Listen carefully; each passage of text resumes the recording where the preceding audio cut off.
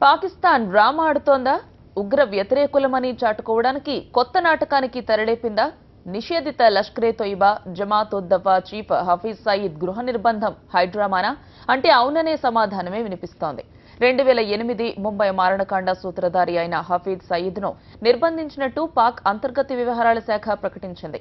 సయీద్ ప్రస్తుతం లాహోర్ చౌబుర్జీ ఏరియాలోని జామియా అల్ కద్సియాలోని పోలీసుల అదుపులో ఉన్నాడు. త్వరలోనే సయీద్ లోని స్వగృహానికి తరలించనున్నట్టు తెలుస్తోంది. ఇప్పటికే హఫీజ్ ఇంటిని సబ్ జైల్ గా ప్రకటించినట్టు సమాచారం. అయితే ఈ ప్రకటన అంతా ఓ పెద్ద నాటకం అంటున్నారు విశ్లేషకులు.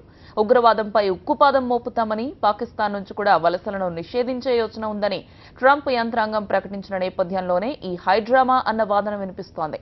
ట్రంప్ దృష్టి నుంచి తప్పించుకునేందుకే హఫీజ్ సయీద్ గృహ నిర్బంధం నాటకానికి నవాజ్ సర్కార్ తెరలేపిందని విశ్లేషకులు అంటున్నారు.